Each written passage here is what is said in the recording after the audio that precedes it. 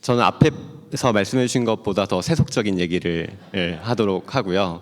그 앞에 이제 미스터 아빠 발표를 보면서 약간 투자자로서 나는 왜 저게 투자하지 않았을까라는 생각을 하면서 반성을 하면서 들었습니다. 저희도 소개를 드리도록 할 텐데, 저는 이제 벤처캐피탈에서 일을 하고 있고요. 벤처캐피탈 차원에서 농식품이라는 산업을 좀 어떻게 바라보고 있는지에 대해서 조금 더 말씀을 드려볼까 합니다. 잠시만요. 소풍벤처스 짧게만 소개해드리면, 저희는 임팩트 투자사로 시작을 해서 이제 ESG 투자도 메인으로 하고 있고요. 그 외에 혁신기업 투자들도 요새는 다양하게 더 많은 분야들을 하고 있습니다.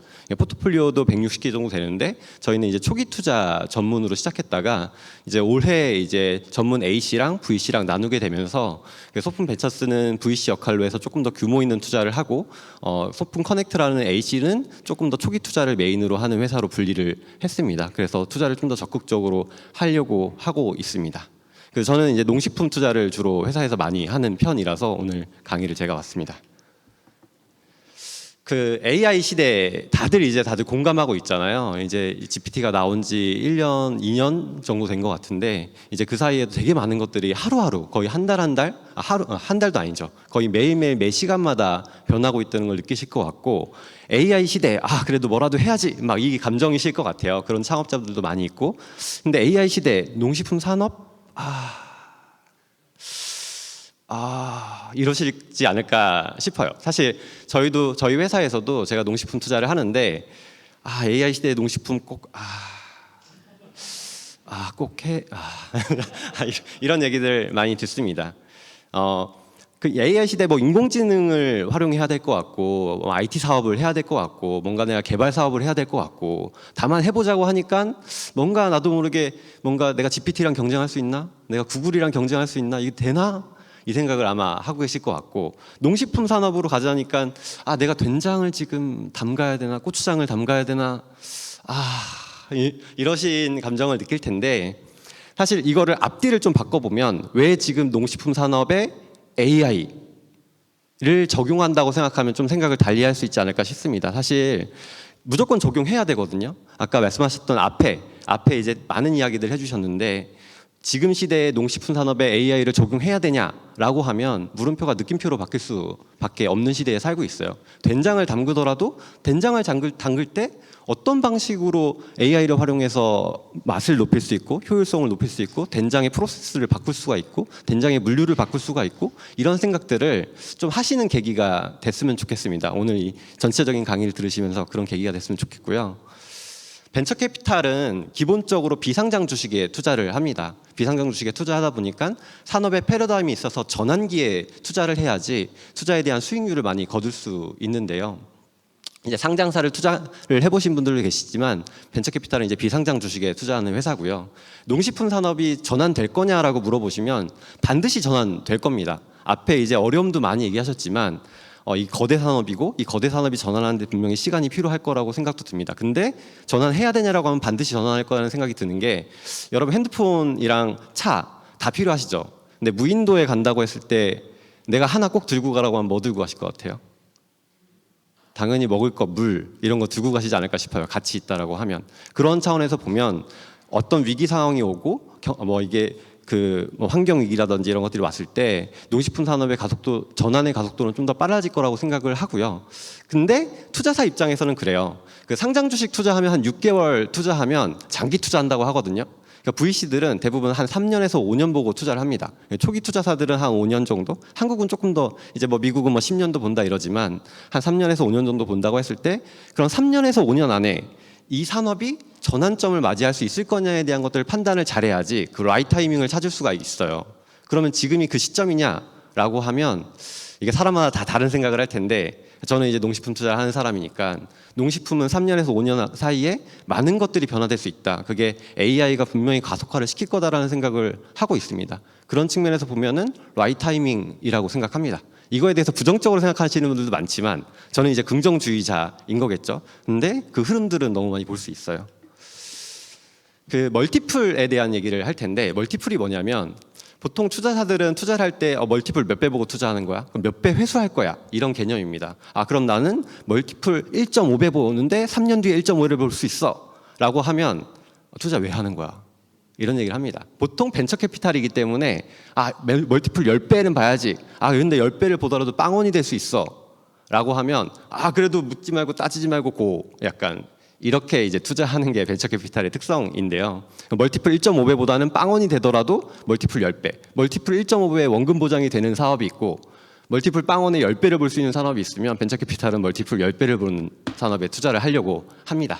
그게 이제 특성이고 우리나라를 좀 제가 로우 멀티플, 하이 멀티플 이렇게 좀 분류해 놨는데 농식품 산업의 대표 기업과 바이오 산업의 대표 기업을 좀 비교해서 좀 볼게요. 그러니까 우리나라를 대표할 수 있는 CJ 제일제당과 셀트리온인데 기업 가치를 보면은 제일제당이 3조 6천억 원, 그 기업 가치로 셀트리온이 35조 6천억 원, 거의 10배 차이가 납니다. 근데 매출로 놓고 보면 매출액이 제일제당이 29조 3천억 원, 그 셀트리온이 3조 5천억 원. 매출은 제일제당이 거의 한 8배 정도 더 많죠. 근데 왜 기업 가치는 셀트리온이 10배가 훨씬 더 높은 걸까라고 생각해 보면 사실 산업의 기대값도 차이가 있고 반대로 당기순이익을 한번 보세요. 당기순이익을 보면 3,600억이 제일제당이 3,600억을 냈고 어떻게 보면 29조의 매출에 3,600억 원의 당기순이익이고 셀트리온은 3조 5천억에 그러니까 4천억 정도 어떻게 보면 순이익에서는 그 셀트리온이 더 좋은 거거든요. 그러면 고수익을 낼 수 있는 산업이라고 생각을 하는 거예요. 그러니까 이제 기업 가치를 훨씬 높게 받는다라고 하는 거죠. 그 순이익률을 보면 제일제당은 1.2%, 그리고 셀트리온은 11% 정도 되는데 그럼 순이익률이 높은 산업인 거잖아요. 그러니까 바이오가 대박 산업이라고 얘기를 하는 게 잘 되면 대박 칠 수 있어서 순이익률이 높게 나오니까 멀티플을 높게 받는 회사거든요. 그 PER로 보면 제일제당 한 10배 정도면은 PER은 뭐냐면 제가 조금 더 설명을 드리면 기업 가치가 3조 6천억일 때 당기순이익을 10년 그러니까 10년이거든요. 10년으로 보시면 되거든요. 당기순이익 기반으로 10년이 걸려서 저 기업 가치를 만들어낼 수 있다. 이렇게 계산하는 거예요. 그럼 셀트리온은 기업 가치가 높은 거죠. 이제 약간 어떻게 보면은 고평가돼 있다고 보는 거죠. 그러니까 그 산업의 구분에서 식품 산업은 대부분 고평가받기가 좀 어렵고 바이오 산업은 대부분 고평가를 더 받는 구조로 되어 있어요. 근데 여기서 그냥 한번 생각해 볼 건 로우 멀티플 산업이냐 하이 멀티플 산업이냐 이런 얘기를 하는데 반대로 생각해서 AI나 이런 것들은 저는 AI는 기본적으로 효율성을 굉장히 높일 수 있는 영역에 있다고 생각하거든요. 제가 타이머를 해놓고 갈게요. 혹시나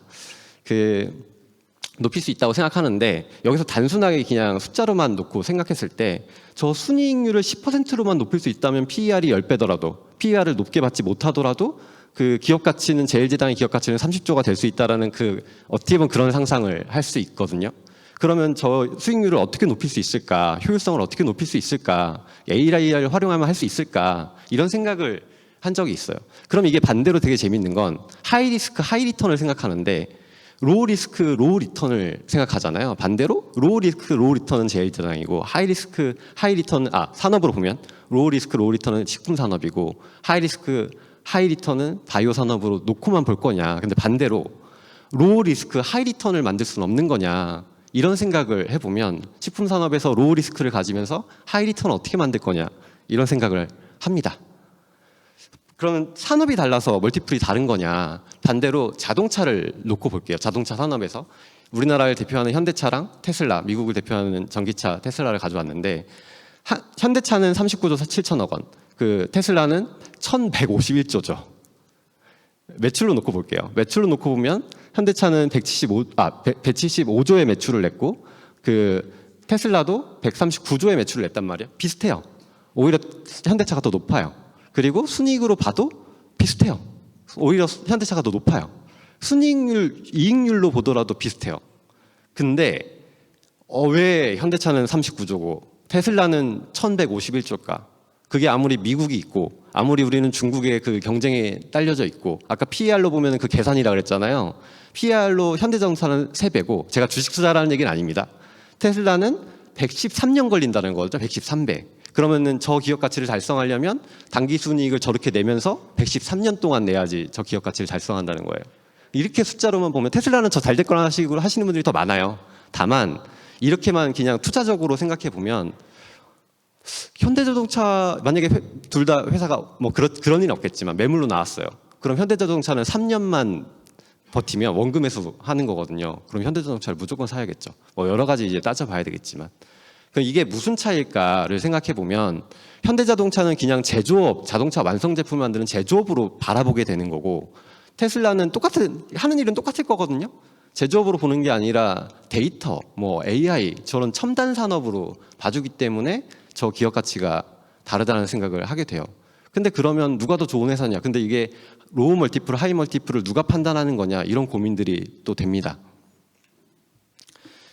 정통 산업이라고 했을 때 어떻게 보면 전통 우리가 사는 산업 중에 정부가 좀 중요하다고 생각하는 산업이면 자동차, 철강, 농식품도 그 하나의 영역이에요. 그 영역이 AI를 만났을 때 두 가지를 해야 된다고 생각하는데 하나는 어떻게 효율성을 극대화해서 순이익률을 높일 것이냐. 그러니까 사실 AI는 효율성을 극대화시킬 수 있는 하나의 영역이 있거든요. 우리가 정보를 취합할 때도 사람을 만나야지 다 얻을 수 있고 전문가를 만나야 했던 것들을 만나지 않고 다 얻을 수 있는 시대란 말이에요. 많은 것들을. 그랬을 때 효율성을 어떻게 극대화할 수 있을 거냐에 대한 그 효율성을 극대화해서 순이익률을 어떻게 높일 수 있냐에 대한 고민들을 좀 깊게 해봐야 돼요. 또 하나는 농식품 기업 입장에서 로우 멀티플로 평가받는 시장인데 자본과 시장이라고 하는 게 우리 기업을 어떻게 바라보게 할 거냐. 우리 회사를 그냥 농산물 유통하는 회사로 보게 할 거냐. 우리 회사는 농산물 ERP를 통해서 글로벌 회사로 진출할 수 있는 그 거대 산업을 할 수 있는 회사로 보게 만들 거냐. 이런 고민들은 좀 해봐야 됩니다. 꼭 AI를 하냐 안 하냐 그 차이는 아니에요. 저희가 포트폴리오 그냥 짧게만 몇 개 소개를 해드릴게요. 저희가 투자했던 포트폴리오들인데 여기 대표님은 물류 로봇 하시던 대표님이거든요. 그래서 수직 농장을 하세요. 근데 그런 고민을 했어요. 수직 농장에서는 수확에 대한 그러니까 키우는 비용보다 수확에 대한 비용도 굉장히 많이 들어요. 왜냐하면 키우는 거는 수직 농장이기 때문에 수직으로 키우는데 수확할 때는 가서 다 따야 되거든요. 그 인건비가 너무 많이 들어요. 근데 이 생각을 하신 거죠. 물류 로봇을 하시니까 물류 로봇이 보통 물류 로봇 하나면 위치로 가지고 오잖아요.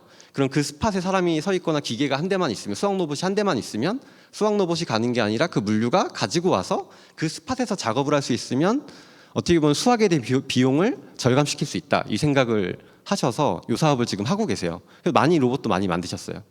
여기 이제 이인종 대표님이 하는 팜 360이라는 회사인데 이인종 대표님 좀 특이해요. 삼성전자 부사장님 출신이거든요. 예전에 빅스비의 아버지라고 불리셨던 빅스비를 처음 기획하고 만드신 분이에요. 근데 우연하게 이제 퇴사하시고 구글 갔다가 그 보어링팜이라고 글로벌에서 스마트팜. 근데 코로나 때 그 되게 울트라 스마트팜이라고 하거든요. 대형 스마트팜. 그런 회사들이 다 망했어요. 망한 이유가 에너지 이슈. 왜냐하면 스마트팜을 크게 지으면 공조를 돌려야 돼. 공기를 돌려야 되는데 거기에 대한 에너지 비용이 상당히 많이 들거든요. 생각하는 것보다. 근데 그 비용이 이제 코로나 때 에너지 가격이 올라가다 보니까 비용이 많이 들어서 망했어요. 근데 그때 같이 어려운 걸 받고 이 대표님은 그거를 그런 쿠브 형태로 쪼개가지고 제습이나 습도나 온도 제어를 하는 거나 아니면 공조나 이런 것들을 그 큐브 안에서 할 수 있게 해서 그러니까 하나로 크게 만드는 게 아니라 큐브를 100개를 넣으면은 그만큼 사이즈로 만들 수 있을 거 아니냐. 그걸 효율하면 될 거 아니냐. 이 생각을 하셔서 아직 구현되진 않았지만 이 사업을 하고 계십니다.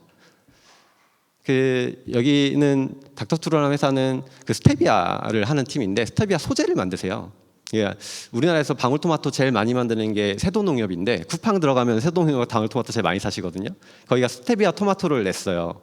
우리나라에서 나오는 그 스테비아 토마토의 거의 한 70% 80%를 여기가 스테비아를 댑니다. 그래서 여기는 저희 외에 투자를 한 번도 안 받으셨어요.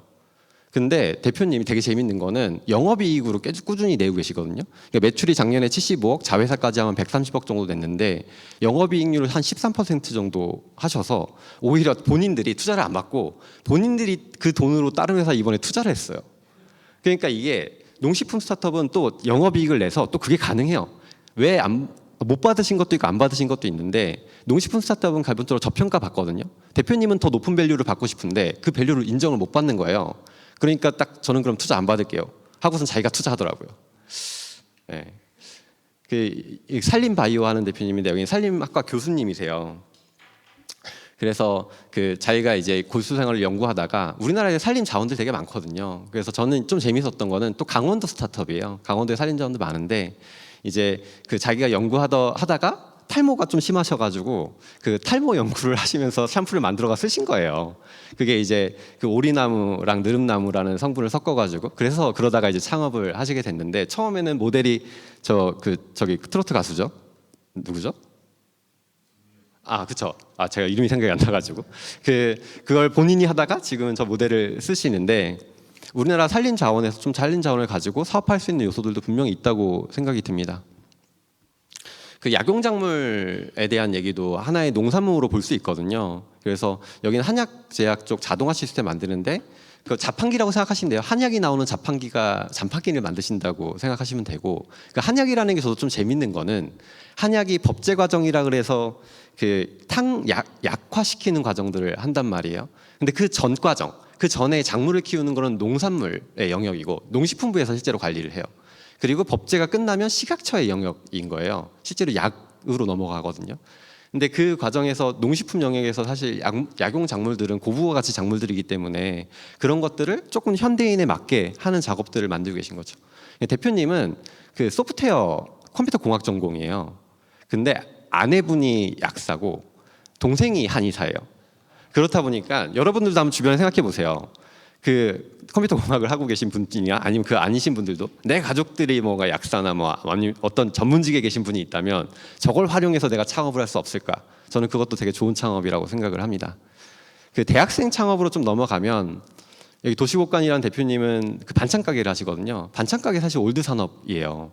어떻게 보면. 그리고 실제로 대표님의 부모님이 반찬 가게를 하셨어요. 그 반찬 가게를 하시면서 대표님은 프랑스로 유학 가가지고 요리 학교에 다니고 있었는데, 그러셨을 것 같아요. 뭐 그 얘기 물어보진 않았지만 내가 반찬 가게 하고 있는데 너무 대표님 맛있는데 내 자식은 이렇게 살고 싶게 하지 않았을까? 근데 좀 경기가 어려워지면서 학교를 자퇴하시고 들어와서 보니까 그 아버지 반찬 가게를 내가 한 번 더 잘할 수 있지 않을까라는 생각을 했대요. 그래서 아버지 반찬 가게를, 아버지가 좀 몸도 아프시고 해서 그 가게를 입지는 않으셨고 바로 옆에다가 반찬 가게를 하나 더 차려가지고 이제 본인이 반찬 편집숍이라는 컨셉으로 차리셨어요. 23살 때 창업하셔서 지금 매장이 한 56개 정도 되거든요. 그러니까 이것도 56개 되면 효율화하는 과정들을 또 거쳐야 돼요. 저도 이제 한 4개 정도 있을 때 투자를 했었는데, 여기 메타텍처럼 회사는 계란, 우리나라만 이게 특이하게 삶은 계란을 많이 먹는다고 하더라고요. 미국 같은 경우에 스크램블을 먹는데 그 대체 계란을 만들어요. 실제 계란이라고 했지만 계란이 아니에요. 그러니까 식물성 계란인 거죠. 이런 것들을 만들어 하시고, 국내에서는 이제 대체 계란 쪽이 좀 대체 식품들이 좀 힘든데, 이제 그래도 해외에서 좀 부각받아서 이분도 대학생 때 창업하셨어요. 대학생 때 창업해가지고 저런 아이템을 가지고 지금도 꾸준히 하고 계세요. 앞에 이렇게 보여드린 팀들이 AI를 활용하는 팀들이 아니잖아요. 근데 저 속에 AI가 있냐라고 하면 다 있어요. 그러니까 사실은 그 반찬 가게를 효율화를 높이는 데도 AI가 필요하고요. 특히 프랜차이즈를 효율화하는 데도 분명히 많은 것들을 할 수 있다는 생각이 들고, 요 계란을 만드는 데도 식감 테스트를 하거든요. 그거를 사실 AI로 해요. 그러니까 관능성 테스트라고 하는데 어떤 식감을 사람이 느낄 때 가장 계란처럼 느끼게 할 거냐, 그런 데도 다 들어갑니다. 그럼 그걸 어떻게 극대화해서 효율성을 높여서 결론적으로 순이익을 높일 수 있는가, 이런 고민들을 해야 됩니다. 저의 요즘 관심사인데, 에그리테크, 푸드테크, 그린바이오 이렇게 했잖아요. 사실은 이 영역들이 하나의 굉장히 큰 밸류체인으로 연결되어 있어요. 저도 처음에는 농식품 산업을 되게 쉽게 보고 들어왔다가 한 5, 6년째 하고 있는데도 솔직히 잘 모르겠어요. 이 선배님 20년, 30년 하셨는데도 이제 자문들을, 오늘 발표하신 분들의 자문들을 많이 구하는데 잘 모르겠어요. 근데 이 산업이 크다라는 건 알겠어요. 그리고 하나의 밸류체인으로 굉장히 연결되어 있다라는 것도 알겠거든요. 근데 보면 어쨌든 에그리테크에서는 생산 최적화, 자동화, 이게 무조건 필요하고, 그래야지 우리가 이제 인구 노동력이 없는 상태에서 살아갈 수가 있고, 푸드테크는 어쨌든 맞춤형으로 갈 거란 말이에요. 우리가 오래 살거나 건강하게 먹고 살려면 이게 소비자 맞춤형으로 흘러갈 거고, 그리고 아까 얘기했던 멀티플, 농식품에서도 멀티플을 가져가려면 바이오 쪽을 손대서 이게 식품과 그 바이오 사이의 그 경계선 안에서 분명히 뭔가 산업적인 발전이 날 것 같다는 그 느낌은 가지고 있습니다. 그러면 고부가 가치, 농식품 산업이 고부가 가치로 멀티플을 높게 받을 수 있는 산업으로 어떻게 보여질 거냐, 이 고민을 해보면 사실 이게 벤 다이어그램으로 봤을 때 에그리테크가 무조건 받쳐줘야 돼요. 왜냐하면 생산 효율성이 굉장히 높아져야지 푸드에서는 원가 관리를 되게 잘할 수가 있고요. 그 바이오 쪽에서도 사실 소재의 수율이나 이런 것들을 따지려면 원가가 싸야 되거든요. 그러니까 우리가 화학 바이오랑 생물학적 바이오랑 봤을 때 생물학적 바이오가 훨씬 더 어려운 건 생산 관리에서 그 단가 차이가 떨어져요. 여러분들이 바이오를 산업을 좀 아시는 분들 알겠지만 원가율이 상당히 떨어집니다. 화학 바이오는. 근데 생물학적 바이오라고 할 수 있는 우리가 그린 바이오 영역은 원가 관리도 굉장히 중요해요. 그런 측면에서. 그리고 생산에 대한 프로세스도 되게 중요하고. 그렇게 봤을 때는 에그리테크 영역이 굉장히 발전해야 되고, 또 하나는 그런 그 교집합에 뭔가를 고르라고 하면은 뭘까를 봤을 때, 저는 최근에는 이제 천연물, 미생물, 단백질 이쪽을 공부를 많이 하는데, 이게 에그리테크 영역이기도 하고 그린 바이오의 영역이기도 하고 푸드테크의 영역이기도 하거든요. 그 놓고 보면 천연물이라는 놓고 보면 되게 재밌는 거는 우리나라가 사계절이 있어가지고 되게 다양한 천연물이 많다고 하더라고요. 생물 종다양성이라고 하는 다양성들인 것들이 되게 많고, 되게 재밌는 얘기는 우리가 DMZ가 있잖아요. 거기가 붕괴됐을 때 거기에 생태 보존되어 있는 그 자산들이 너무 많을 거라는 거예요. 저는 그 말에 꽂혀가지고 천연물에 대한, 그리고 천연물이 바이오 쪽, 천연물 바이오 쪽으로 중국은 굉장히 많이 연구를 하고 있습니다. 그쪽으로 가고 있어서 그쪽을 좀 중요하게 보고, 미생물 쪽은 뭐 토양 미생물도 있고 여러 가지 미생물들이 있는데, 사실 토양 미생물 사람이 발견한 게 3%라고 합니다. 그래서 한 97%는 더 발견할 게 있고, 그 미생물을 발견해서 미생물을 배양할 수 있는 시스템이 있으면 더 많은 것들을 해볼 수 있는 영역인 것 같고, 단백질은 우리 어쨌든 단백질이 굉장히 중요하거든요. 근데 단백질에 최근에 이제 구글이 그 알파폴드라고 하죠. 알파폴드 팀에서 그 노벨 화학상을 받았거든요. 보면 굉장히 혁신적인 일이에요. 그래서 단백질의 구조 예측이나 이런 쪽이 발전하고 있는데, 그걸 식품 쪽에서 뭔가를 더 해볼 수 있는 영역이 없나? 솔직하게 저는 다 잘 몰라요. 근데 이런 쪽에서 뭔가 혁신이 날 수 있지 않을까라는 생각을 굉장히 많이 하고 있습니다. 공부도 하고. 저는 심지어 전공도 아닌데도 그냥 단백질이랑 미생물 공부를 꽤 많이 하고 있어요. 요즘 고민은, 제가 이제 부동산을 전공했다 보니까 부동산에 대한 고민이에요. 사실 청년이 농식품을 한다라고 하면 굉장히 힘들어요. 왜냐하면 이건 기반 산업이에요. 그리고 성장하는 스타트업도 내가 어쨌든 성장하다 보면 자산이라는 걸 갖추게 되거든요. 그 고정자산이라고 하는데, 땅, 공장, 설비 이런 것들을 갖추는 순간 유동성이 떨어져요. 경제 위기가 오면 지금 시기엔 더.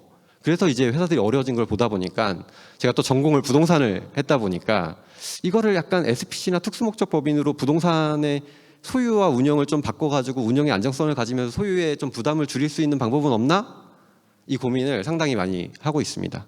그래서 이런 유동성을 좀 확보해서 스타트업들이 잘 성장할 수 있도록 하는, 농식품 스타트업이 저는 장점이 있고 단점이 있는데, 장점은 안정적으로 가져갈 수 있어요.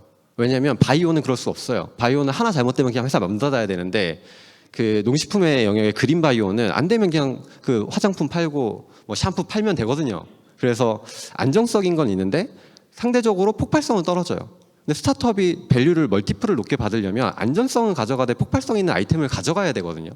농식품 스타트업들이 안전성을 가져가되 폭발성적인 아이템을 뭘 가져갈 거냐, 이 고민들은 꼭 한번 해볼 필요가 있어요. 삼양식품 예로 가져왔는데, 삼양식품의 주가 그래프예요. 그러면 저도 불닭볶음면을 못 먹어요. 너무 매워가지고 못 먹는데 찾아봤어요. 불닭볶음면이 저는 한 20년 초반에 나왔나? 이 생각을 했는데 2012년도에 나왔더라고요. 2012년도에 나왔는데 잘 모르시죠? 아시는 분들은 매니아는 알 건데, 초반에는 잘 안 되다가 한 2016년부터 수출을 하기 시작해서 수출 시작들이 나와요. 그럼 투자자 입장에서 보면은 이제 어떻게 보면 초반에 투자해가지고 한 2022년이죠. 23년이죠. 23년까지 한 7배 정도 이제 수익이 나거든요. 근데 갑자기 급격하게 성장하잖아요. 저게 무슨 일이 있었나? 이걸 좀 찾아봤어요. 그랬더니 2023년 때 처음 1조 매출을 달성하는데 글로벌 매출이 70% 정도가 달합니다. 그러고 나서 이렇게 해요. 그러면 투자자 입장에서 누가 투자를 잘했냐라고 하면, 저 2023년에 투자해서 2025년 아니면 더 가져갈 수도 있죠. 저 때 엑시트한 사람이 잘한 심사역이죠. 그러니까 그런 판단을 하게 됩니다. 그래서 보면 불닭볶음면만 놓고 보면 삼양식품이 불닭볶음면이라는 어떻게 보면 폭발성 있는 아이템을 하나 찾아서 그걸로 실적을 내신 거거든요. 그러니까 멀티플을 높게 받고 기업 가치를 높게 받는 거겠죠. 순이익률도 10%가 넘어요. 그러니까 저렇게 된다고 하면 멀티플을 높게 받을 수 있지 않을까. 저희가 이제 오늘 했던 게 글로벌 캠퍼스 AI 공학관이라더라고요. 그래서 글로벌 시대에는 사실은 마켓을 훨씬 더 넓힐 수 있기 때문에, 그 마켓을 넓힐 때 가장 빠르게 접근할 수 있는 건 진입장벽이 낮은 것도 식품의 영역이에요. 근데 그래서 글로벌 접근도가 굉장히 높은 시대에 살고 있고, AI로 효율성을 높일 수 있으면 글로벌과 AI 시대에 농식품 산업은 굉장히 하이 멀티플을 만들 수 있는 산업이라고 저는 주장하고 싶습니다. 그리고 저희가 39세 이하의 청년 농식품, 말만 들어도 어렵죠. 사실 청년이 농식품에 산업을 한다는 것도 어렵지만 그 어려운 거를 농협과 같이 올해 초에 펀드를 만들었어요. 그래서 NH 소풍 청년 그로우 투자조합이라는 펀드를 만들고, 저 앞서 이제 이경춘 국장님이 이제 저런 생태계 차원에서 이 펀드도 같이 또 도움을 주셔가지고 올해 초에 잘 만들었습니다. 그래서 투자팀 많이 찾고 있으니까 많이 좀 지원해 주시고 많이 스타트업에 도전해 주셨으면 좋겠습니다. 마치겠습니다.